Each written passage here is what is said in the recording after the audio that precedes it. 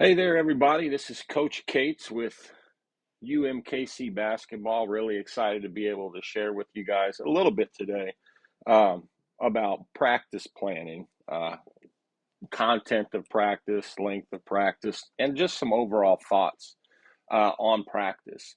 Really excited that I get the opportunity to do this. We're actually on the road right now in Puerto Rico. Wanted to get this taped up before we go and play our game today. But want to jump right in. Um, Practice is obviously so important as a coach. It is for me as when I was a head coach. It was so much better than game day. I really want to give you. Hopefully, you can come away with maybe a couple things that will help you with your practices. And I know several of you work with different age groups. It's my understanding from 5, 6 year olds all the way up through 17, 18 year olds. Obviously, practice will look a little different among the age groups, but some things should stay consistent no matter what age you're working with. So I wanted to just start with the length of practice. If you're working with 6, 7, 8 year olds, I really would not practice more than an hour. I think it's hard to keep their attention, stay focused, and actually be accomplishing things for more than an hour. Um, and so I wouldn't go more than an hour. With the high school or the 15, 16, 17 year olds, as a high school coach for 22 years, I never practiced more than 2 hours. And we were very planned out, very organized with how we spent those 2 hours. So we got as much done as possible.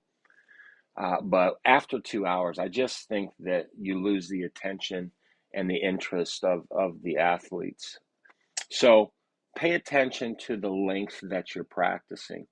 Now, as far as content goes, I think no matter what age you're working with, fundamentals have to be a huge part of what you do with practice.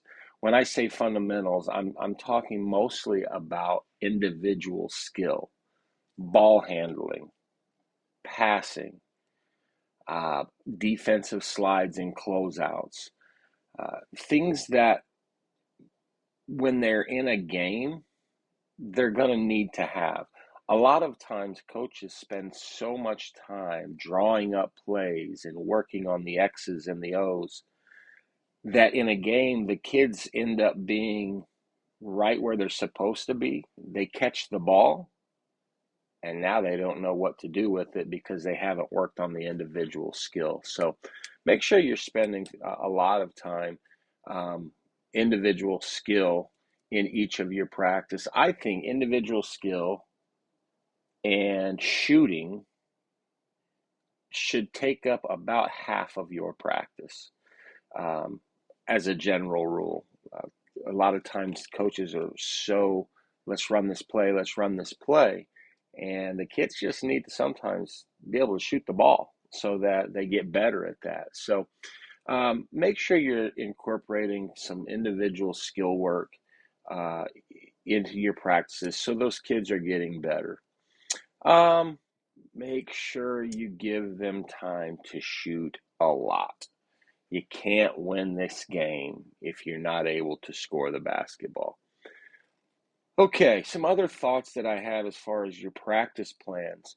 At a young age and even into the high school, I think every day 3-on-3 in your practice. Let them play 3-on-3 basketball.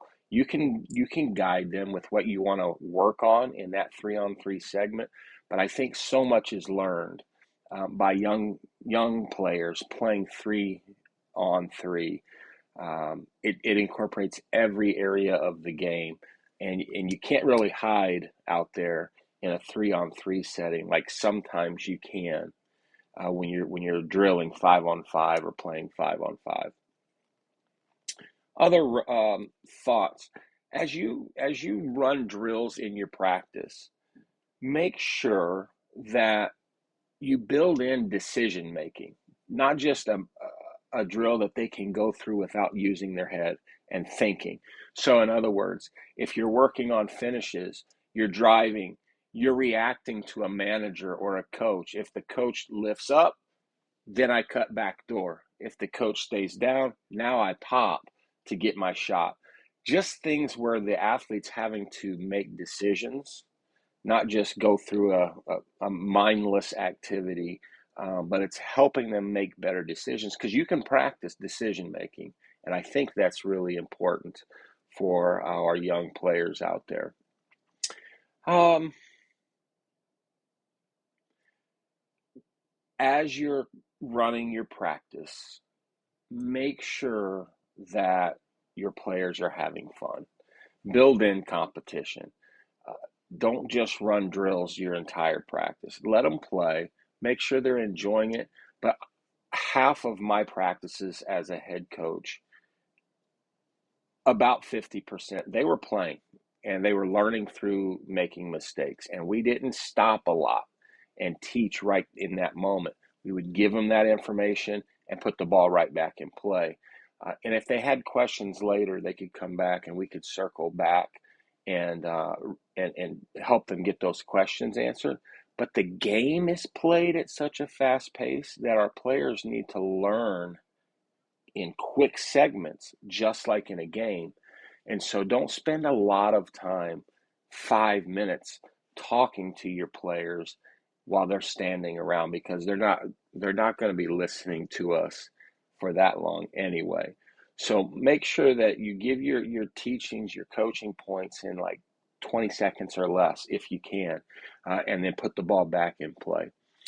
Obviously, as you get into older practices, if you're doing the high school age level, you'll have some scout. So, in other words, we're playing this team in 2 days, some specific things for that game or that team. You're going to build that into your practice as well. I really, at the high school level, enjoyed running in practice, running some of the opponent's plays so that we get to see how to defend those on the court. And I think that always helped my guys as they um, were preparing for a game. All right, kind of wrapping things up here. Uh, make sure that as you are